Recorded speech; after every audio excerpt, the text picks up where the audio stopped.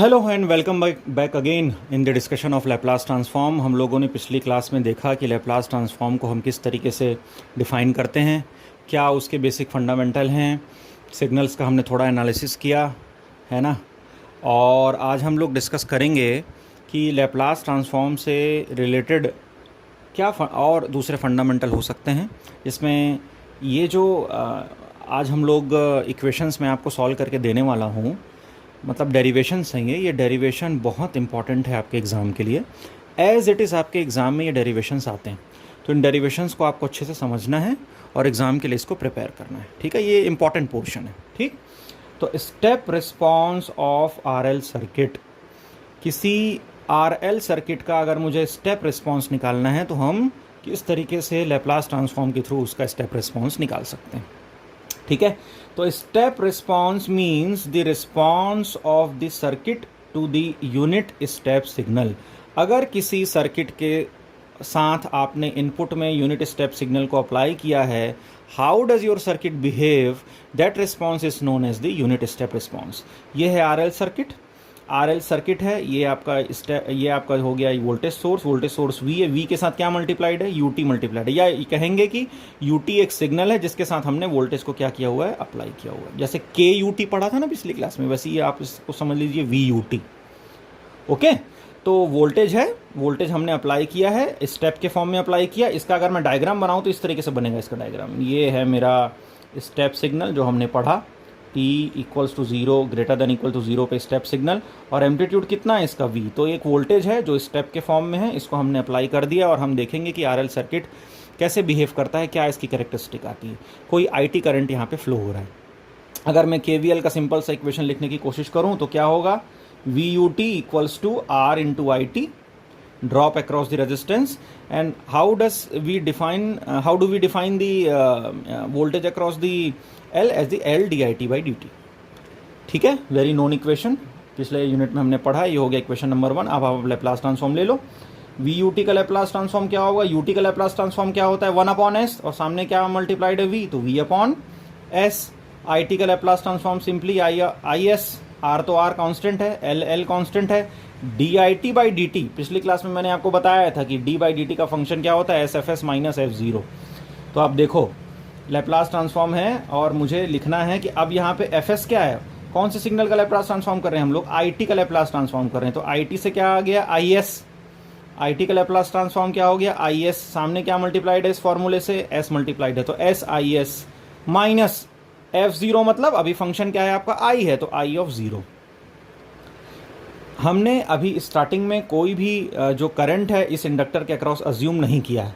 ठीक है, इसलिए हम इस आई जीरो को क्या लेके चलेंगे, जीरो लेके चलेंगे। तो हम लोग अज्यूम कर रहे हैं कि there is no initial current flowing across this inductor, तो आई जीरो की वैल्यू को जीरो लेके चलना है। अगर आपके प्रॉब्लम में दिया होता कि आई जीरो जो है 1 एम्पियर है, 2 एम्पियर है, तो यहाँ पे आप उस वैल्यू को कंसिडर करते। जैसा मैंने आपको पिछली क्लास में बताया था, ये जो सेकंड पोर्शन है वो मुझे इनिशियल वैल्यू को इंडिकेट करता है। तो this is the initial value and we are assuming the initial value as zero. तो यहाँ से आई ऑफ जीरो हट जाएगा। आपके पास क्या बचा, एल एस आई एस और यहाँ से आर आई एस। ठीक, तो ये आई एस दोनों में कॉमन है, आई एस हमने यहाँ से कॉमन निकाल लिया, अंदर क्या बचा, आर, और यहाँ से बचा एस इंटू एल। ठीक है, अब यहाँ पे आप देखो V upon S equals to R plus S L into I S. I S को इस तरफ ले गए, वी अपॉन एस ये इस तरफ ट्रांसफ़र कर दिया हमने, V upon S R plus S L, और यहाँ से मैंने क्या किया है, एल को कॉमन निकाला है। एल यहाँ से कॉमन आ गया, एल कॉमन आया तो वी अपॉन एल एस, ये हो गया S plus R upon L, ये आर अपॉन एल हो जाएगा यहाँ से। ठीक है, ये एस हो गया, एल कॉमन आ गया, वी अपॉन एल। अब मैंने यहाँ पे पार्शियल फ्रैक्शन का फॉर्मूला अप्लाई किया। अब ये तो मैथमेटिक्स वाला पार्ट है, ये आप लोग खुद से कर सकते हैं। Partial fraction V upon L, A upon S plus B S plus R by L. आप लोगों ने पार्शियल फ्रैक्शन मेरे ख्याल से पढ़ लिया होगा अभी तक, है ना, किसी न किसी आपके सेमेस्टर में। अभी आप लोग थर्ड सेम में हैं तो तीनों सेमेस्टर में पार्शियल फ्रैक्शन कहीं ना कहीं आपको आ गया होगा। तो वी अपॉन एल, अब इसको आपको सॉल्व करना पड़ेगा। सॉल्व करने के बाद इस तरीके का इक्वेशन आपको निकल के आएगा। ठीक है, पार्शियल फ्रैक्शन से रिलेटेड अगर कोई हेल्प चाहिए तो आप अपने मैथ्स वाली मैम से पूछ सकते हैं कि पार्शियल फ्रैक्शन किस तरीके से करते हैं, एक बार वो आपको समझा भी देंगे अगर आप भूल गए होंगे तो। ठीक है, तो पार्शियल फ्रैक्शन जो है, वैसे लैप्लास ट्रांसफॉर्म में पार्शियल फ्रैक्शन की ज़रूरत पड़ती आई एस जो हो गया। अब ये वी अपॉन एल की जगह वी अपॉन आर, जब आप इसको सॉल्व कर लेंगे तब ये वी अपॉन आर आएगा। इसको आपको सॉल्व करना पड़ेगा। ए की वैल्यू आई है 1, बी की वैल्यू आएगी -1, बाकी ये चीज़ें आएंगी जब आप इसको सॉल्व करेंगे। एक बार एस इक्वल टू 0 लेके सॉल्व करना पड़ेगा, एक बार एस इक्वल टू लेके इक्वल टू -r/l लेके सॉल्व करना पड़ेगा। तो जब आप ये सॉल्व कर लेंगे तब आपको v/r दिखेगा वहाँ पे, और इस तरीके से फॉर्मूला आपका चेंज हो जाएगा। अब ये हो गया मेरा IS। अब IS से अगर मुझे अब टाइम डोमेन में वापस जाना है, अभी तक हम क्या कर रहे हैं, क्या किए थे, टाइम डोमेन को फ्रीक्वेंसी डोमेन में शिफ्ट करने के लिए लैप्लास लगाए थे। आपने इन्वर्स लैप्लास भी पढ़ा है, ठीक है। तो जो मेरी वैल्यू आ गई है एस डोमेन में, वापस मुझे उसको किस में शिफ्ट करना है, टाइम डोमेन में शिफ्ट करना है। तो हम क्या लगा देंगे, इन्वर्स लैप्लास अप्लाई कर देंगे। तो v/r तो कांस्टेंट है, 1/s का इन्वर्स लैप्लास क्या होगा, ut का लैप्लास क्या होता है, 1/s होता है। तो 1/s का इन्वर्स लैप्लास क्या होगा, ऑब्वियसली ut। 1/s+r/l अगर इस तरीके से लिखना है, हम आपको याद होगा कि मैंने आपको बताया है कि जब भी s वाला क्वांटिटी आएगी तो एक्सपोनेंशियल आना ही आना है आपके पास। तो e⁻⁻r/l इंटू टी, ये हो गया इसका इन्वर्स लैप्लास ट्रांसफॉर्म। और इसके साथ भी मैं ut को अप्लाई कर सकता हूँ। क्यों अप्लाई कर सकता हूँ ut को, क्यों कर सकते हैं हम इसके साथ ut को apply, multiply, why we can multiply ut can be multiplied with any signal. अगर हम टाइम डोमेन में हैं तो हम ut को किसी भी सिग्नल के साथ मल्टीप्लाई कर सकते हैं। ध्यान रखिए, टाइम डोमेन, एस डोमेन में नहीं। एस डोमेन में उसका लैप्लास ट्रांसफॉर्म 1/s हो जाता है, वहाँ पे मल्टीप्लाई नहीं कर सकते आप। लेकिन टाइम डोमेन में जब हम ut की बात करते हैं तो ut क्या होता है, ut होता है 1। t 0 पे ut की वैल्यू क्या होती है, 1 होती है। तो इसलिए 1 को आप कहीं भी मल्टीप्लाई कर सकते हो। तो यहाँ पे भी u था इस 1/s के कारण, इस यहाँ पे भी मैंने u निकाल कर लिया, तो ये u क्या हो गया, यहाँ से कॉमन हो गया। ठीक है, आप इसको इग्नोर भी कर सकते हैं क्योंकि ut की वैल्यू 1 होती है। आप सिंपली लिख सकते हैं v/r 1 - -rl/। अच्छा, अब देखो मैंने ये r/l मैंने आपको बताया है किसके बारे में, टाइम कांस्टेंट के बारे में। किसी भी RL सिग्नल का RL सर्किट का टाइम कांस्टेंट क्या होता है, l/r। यहाँ से भी प्रूफ हो रहा है, ये t/τ कर दिया हमने। अगर टाउ की वैल्यू मुझे चाहिए तो क्या हो जाएगा, l/r। पढ़ा है हमने टाइम कांस्टेंट के बारे में, वहाँ पे भी RL सर्किट का टाइम कांस्टेंट हमने देखा है कि वो क्या होता है, l/r होता है। अब ये जो इक्वेशन नंबर 3 आया है, इसको मुझे इंटरप्रेट करना है कि इस इक्वेशन का मतलब क्या है। इसका इंटरप्रिटेशन करना बहुत ज़रूरी है, तो उसका इंटरप्रिटेशन आपको यहाँ से मिलेगा। अब इस इंटरप्रिटेशन में आप देखिए कि जो आपका t = 0 है, उस समय आपका जो बिहेवियर है वो किस तरीके से है सिग्नल का। देखिए t = 0 पे क्या हो रहा है, t = 0 पे I0 की वैल्यू 0 हो जा रही है, ठीक। और अगर t = लेंगे तो वैल्यू क्या हो जाएगी, v/r हो जाएगी। इसका क्या मतलब है, जब मैं 0 टाइम पे हूँ, जब मैं इनिशियल टाइम पे हूँ, तो कोई करंट इंडक्टर फ्लो नहीं करता। मतलब इंडक्टर इनिशियली क्या होता है, ओपन सर्किट होता है। यही पढ़ा है हमने, और ये प्रूफ भी हो रहा है इस फॉर्मूले से कि अगर t = 0 हो तो क्या फॉर्मूला हमने लाया है, v/r 1 - e⁻ -t/τ। तो अगर मैं t की वैल्यू को 0 रख दूँ तो 0 होने के कारण e⁻0 क्या हो गया, 1, 1 - 1 क्या हो गया, 0, 0 multiplied by anything equals to 0। So I0 IT equal to, ये फॉर्मूला निकाला है हमने, 0 हो गया वैल्यू। अब मैं इन्फिनिटी रख देता हूँ यहाँ पे, तो इन्फिनिटी के कारण ये नेग्लेक्ट हो जाएगा, सिर्फ क्या बचेगा, 1 मतलब v/r। तो इन्फिनिटी की वैल्यू क्या हो गई, v/r। इसका मतलब इंडक्टर इनिशियली कैसे बिहेव करता है, ओपन सर्किट के जैसे। और जब वो स्टेडी स्टेट, इन्फिनिटी मतलब कौन सा स्टेट होता है, स्टेडी स्टेट होता है। तो स्टेडी स्टेट में वो कैसे बिहेव करता है, शॉर्ट सर्किट के जैसे। ये प्रूफ कर दिया हमने कि इनिशियली वो ओपन सर्किट होता है और जैसे जैसे जैसे टाइम आगे बढ़ते जाता है वो अपना करंट गेन कर लेता है और एक स्टेडी करंट की वैल्यू को आपको प्रोवाइड करता है। वो मैंने ट्यूबलाइट में आपको एग्जांपल दिया था चोक का, आप उसको इससे रिलेट कर सकते हैं। ठीक है, तो this is all about RL circuit. अब हम डिस्कस कर लेते हैं RC सर्किट के बारे में। RC सर्किट का भी स्टेप रिस्पॉन्स आपको पूछ सकता है। ठीक है, अब कुछ नहीं है, आपने L की जगह क्या लगा दिया है, L की जगह क्या लगा दिया, C लगा दिया। ठीक, अब L की जगह आपने C लगा दिया है। अब हमने वही हमारा जो इनिशियल KVL का इक्वेशन था वही हमने अप्लाई किया। ये हो गया हमारा KVL का इक्वेशन। ठीक है, RIT लिख सकते हैं आप इसको, है ना, ये ITDT। फिर से वही RIS हो गया, ये V/S हो गया, मुझे बताने की ज़रूरत नहीं है, ये 1/C। अब ये इंटीग्रेशन है, इंटीग्रेशन का फॉर्मूला FS/S होता था, तो FS की जगह क्या है, IS/S प्लस इनिशियल जो हमारा फंक्शन है ITDT, कब t = 0 पे अपॉन s। अब ये जो वैल्यू है, अब इसको समझना ज़रूरी है। देखो I क्या होता है, dq/dt होता है। ठीक है, तो अगर मुझे Q निकालना है तो Q को कैसे लिख सकते हैं, I इंटू डी टी। यहाँ से अगर मुझे Q निकालना है तो Q कैसे लिख सकते हैं, I इंटू डी टी। ठीक है, और अगर आप इसको थोड़ा सा और आगे जाके समझेंगे तो Q not upon C equals to V not. अगर मुझे वोल्टेज की वैल्यू चाहिए वो क्या हो जाएगा, Q नॉट अपॉन सी हो जाएगा। इंटीग्रेशन के बाद ये आप इस तरीके से लिख सकते हैं इसको, Q नॉट अपॉन सी। ठीक है, क्योंकि हम लोग कैपेसिटर के अक्रॉस इस वोल्टेज को कंसिडर कर रहे हैं। कुल मिला के अगर मैं इजी लैंग्वेज में समझाने की कोशिश करूं तो ये जो वोल्टेज की वैल्यू है वो इनिशियली हम क्या एज्यूम कर सकते हैं, जीरो एज्यूम कर सकते हैं। क्यों जीरो एज्यूम कर सकते हैं भाई, why we can assume zero?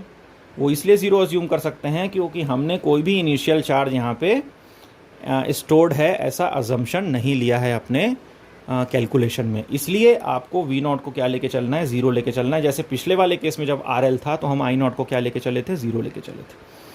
ठीक है, तो आप वी नॉट को भी क्या लेके चलेंगे, जीरो लेके चलेंगे। अदरवाइज ये कुछ नहीं है, ये एक वोल्टेज का इक्वेशन है। इस वोल्टेज के इक्वेशन को हमने सीधे वी नॉट से रिप्लेस कर दिया, वी नॉट अपॉन एस लिख दिया। अब इस वी नॉट अपॉन एस को आप इग्नोर करेंगे, वी नॉट की वैल्यू को जीरो एज्यूम करेंगे। आपके पास सिर्फ क्या रहेगा, R into I S और I S upon C S, ये टर्म। ठीक है, तो वी अपॉन एस हो गया, आई एस यहाँ से कॉमन हो गया, R plus one upon C S हो गया। ठीक है, अब इसको सॉल्व करना है आपको इसको इन्वर्स लैप्लास के फॉर्म में लेके आना है। ठीक है, तो एस प्लस ए वाले फॉर्म में लाना पड़ेगा मुझे। तो आई एस आ गया, वी एस अपॉन ये हो गया, ये इधर शिफ्ट हो गया, ये इसमें चला गया।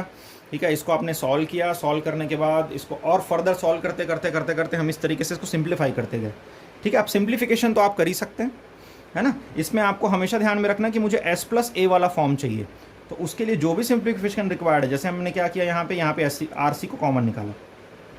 आर सी कॉमन निकालने के बाद ये सी कैंसिल आउट हो गया, ये क्या हो गया, V upon R S plus one upon R C. तो इस तरीके से हमारा फॉर्मूला बनता है। ठीक है, और हम इसमें अब अप्लाई करते हैं इन्वर्स लैप्लास को। इन्वर्स लैप्लास को हम जैसे ही अप्लाई करते हैं तो ये हमारा फॉर्मूला इक्वेशन नंबर 3 आ जाता है। ठीक है, अब इस समय आप देखो टाउ इक्वल्स टू क्या हो गया, आर सी हो गया। अब इस बार टाइम कांस्टेंट जो है आर सी सर्किट का क्या है, आर सी। आर एल का क्या होता है, एल अपॉन आर, और आर सी सर्किट का क्या होता है, आर इंटू सी होता है। ये हम लोग पढ़ चुके हैं पिछले यूनिट में भी। ठीक है, अब आप अप्लाई कीजिए, चलिए T equal to zero apply कीजिए। जब आप T equal to zero apply करेंगे तो ई टू द पावर क्या हो जाएगा, zero. E to the power zero मतलब 1। तो इनिशियली आपको क्या मिलेगा, V upon R. Unlike this, यहाँ पे वैल्यू क्या थी, इनिशियल वैल्यू जीरो थी। अभी यहाँ पे इनिशियल वैल्यू क्या है, वी अपॉन आर है। इसका मतलब कैपेसिटर इनिशियली कैसे बिहेव करता है, शॉर्ट सर्किट के जैसे। ये शॉर्ट सर्किट की कंडीशन है। जैसे मैं यहाँ इन्फिनिटी रखता हूँ, ये हो गया जीरो, और zero multiplied by anything is zero. तो आई इन्फिनिटी मतलब स्टेडी स्टेट कंडीशन में कैपेसिटर क्या हो जाता है, ओपन सर्किट हो जाता है। तो इस तरीके से ये प्रूफ होता है कि इनिशियली जो कैपेसिटर है वो कैसा होता है, short circuit, V upon R, ये उसका बिहेवियर है। और जैसे जैसे हम आगे जाते जाते हैं कैपेसिटर क्या होने लगता है, डिस्चार्ज होने लगता है with the time constant R into C. और ये चार्ज होता है with the time constant L upon R. ये चार्जिंग का फिगर हो गया, डिस्चार्जिंग का फिगर हो गया। Initially open, initially short, finally open. I hope you understand both the figures. ठीक है, तो इस तरीके से ये दोनों डेरिवेशन कंप्लीट होते हैं, और ये दोनों ही डेरिवेशन जो हैं आपके एग्ज़ाम के लिए बहुत ही इंपॉर्टेंट है। इन दोनों डेरिवेशंस में हमने देखा कि जब हम किसी भी स्टेप सिग्नल को अप्लाई करते हैं तो किस तरीके से आपका आरएल और आरसी सर्किट बिहेव करता है। और हमने प्रूफ भी किया कि एल का इनिशियल बिहेवियर, फाइनल बिहेवियर, सी का इनिशियल बिहेवियर, फाइनल बिहेवियर हम कैसे डिफाइन करते हैं। ठीक है, तो ये हो गई स्टेप रिस्पॉन्स की बात। ऐसे ही एक और रिस्पॉन्स होता है, ठीक है, जिसको हम बोलते हैं इम्पल्स रिस्पॉन्स। देखो, किसी भी सिग्नल के बहुत सारे, किसी भी सर्किट के बहुत सारे रिस्पॉन्स हो सकते हैं। वो डिपेंड करता है कि हम लोग उसका एनालिसिस किस तरीके से कर रहे हैं, हम लोग उसके एनालिसिस को किस तरीके से कर रहे हैं उसके ऊपर वो डिपेंड करता है। ठीक है, अभी हम लोग जो एनालिसिस कर रहे थे वो यूनिट स्टेप सिग्नल का कर रहे थे। अभी हमको एनालिसिस किसका करना है, इम्पल्स सिग्नल का करना है। तो इस रिस्पॉन्स को हम लोग क्या बोलेंगे, इम्पल्स रिस्पॉन्स बोलेंगे। क्यों इम्पल्स रिस्पॉन्स बोलेंगे, अब हम अप्लाई करेंगे सर्किट में इम्पल्स सिग्नल। जैसे पिछले वाले केस में, दोनों केस में हमने क्या अप्लाई किया था, यूनिट स्टेप सिग्नल। अब क्योंकि वो यूनिट स्टेप सिग्नल अप्लाइड था इसलिए हम उसको बोल रहे थे स्टेप रिस्पॉन्स। अभी हम इसको बोलेंगे इम्पल्स रिस्पॉन्स। क्यों, क्योंकि हम इम्पल्स सिग्नल अप्लाई करके चेक करेंगे कि how my circuit is behaving. तो आर एल के अक्रॉस अभी क्या अप्लाई कर दिया आपने, डेल ऑफ टी अप्लाई कर दिया। डेल ऑफ टी का लैप्लास ट्रांसफॉर्म याद है, पिछली क्लास में हमने पढ़ा था। क्या होता है डेल ऑफ टी का लैप्लास ट्रांसफॉर्म, 1 होता है। यूनिट का 1 upon S, del of T का क्या होता है, सिर्फ 1। तो आप फिर से केवीएल अप्लाई करेंगे, वही जो हमने पिछले न्यूमेरिकल्स में, पिछले दोनों डेरिवेशंस में किया। अब हम फिर से लैप्लास अप्लाई करेंगे। अब देखो ये डेल्टी के कारण यहाँ 1 है, पिछली बार 1/s था ut के कारण, है ना। ये हो गया v r into I S plus. अब इसका हम क्या कर देंगे, डिफ्रेंशिएशन कर देंगे और इस तरीके डिफ्रेंशिएशन वाला फॉर्मूला अप्लाई कर देंगे और ये आ जाएगा। अब इसको हमको इग्नोर करना है जैसे हमने पिछले दोनों केसेस में किया है, ठीक। तो are I S plus L S into I S दोनों में कॉमन है, ये हो गया। यहाँ से ये आपने जो है ट्रांसफ़र कर दिया। ट्रांसफ़र करने के बाद आपने यहाँ पे एस प्लस ए वाला फॉर्म लाने के लिए एल को यहाँ से कॉमन ले लिया। एल जैसे ही कॉमन निकला V upon L S plus R upon L, ये हो गया I T V upon L E to the power minus R L upon T. ठीक है, तो इस तरीके से हम जो है सिग्नल का एनालिसिस कर लेते हैं। और ये हो गया इम्पल्स रिस्पॉन्स के लिए आपकी वैल्यू। इम्पल्स रिस्पॉन्स जब हम निकालना चाहेंगे तो आरएल सर्किट का इम्पल्स रिस्पॉन्स इस तरीके से लिखते हैं। अब इम्पल्स रिस्पॉन्स आरसी सर्किट के लिए सॉल्व करते हैं, तो ठीक है फिर से वही करते हैं। अब ये आरसी सर्किट हो गया, आरएल की जगह आपने एल को कैसे रिप्लेस कर दिया है, सी से रिप्लेस कर दिया है। फिर वही केवीएल अप्लाई करेंगे। हाँ, अब देखिए इस सी के अक्रॉस मुझे अगर वोल्टेज का इक्वेशन लिखना है तो जैसे पिछली केस में भी हमने इंटीग्रेशन लिखा था 1/c 0 to t IT dt, है ना। ये आई टी तो लगा ही लेना चाहिए, टी तो लगा ही लेना चाहिए, क्योंकि वो टाइम जो होता है उससे क्या होता है, जनरल डिफाइन हो जाता है। अब फिर से आप इसका लैप्लास लीजिए इस पूरे इक्वेशन का। इस इक्वेशन का लैप्लास ले लीजिए आप। इस इक्वेशन का लैप्लास लेंगे तो ये हो गया v, डेल टी का तो 1 होता है, आर आई टी का आर तो आर ही रहेगा। आई टी का लैप्लास क्या हो गया, आई एस हो गया। और उसके बाद 1/c तो है ही। अब इसका तो लैप्लास ट्रांसफॉर्म मैंने बता दिया, एफ एस अपॉन एस मतलब आई S upon S plus I T D T S. अब इसको तो आपको 0 अज्यूम करना है, इसको आप 0 अज्यूम कीजिए। वी नॉट को वी नॉट अपॉन एस को 0 अज्यूम कीजिए। ये हो गया आर आई एस प्लस ये I S into C S, यहाँ से आई एस कॉमन आ गया। ये हो गया आर प्लस 1/CS, तो आई एस की जगह we upon are plus 1/CS। अब यहाँ से हमने क्या किया है, अब इसको हमको किस फॉर्म में लाना पड़ेगा, इसको हमको लाना पड़ेगा एस प्लस ए वाले फॉर्म में। तो देखो अब इसका सॉल्यूशन थोड़ा इस तरीके से हुआ है। ये हो गया आर सी, ये इसको सॉल्व करते हैं। इसको सॉल्व करने के बाद अब इस तरफ आओ, ये हो गया आर सी एस प्लस 1 और ये सी एस ऊपर चला गया, ये मिल गया आपको। ये सी सी यहाँ से क्या हो जाएगा, अब यहाँ से क्या कॉमन निकल गया, यहाँ से आर सी कॉमन निकल गया। एस प्लस 1 वाला फॉर्म चाहिए, एस प्लस ए वाला, तो आर सी यहाँ से हमने कॉमन निकाल दिया। सी सी कैंसल आउट हो गया, तो क्या बचा V S upon R 1/RC plus S. आ रहा है समझ में।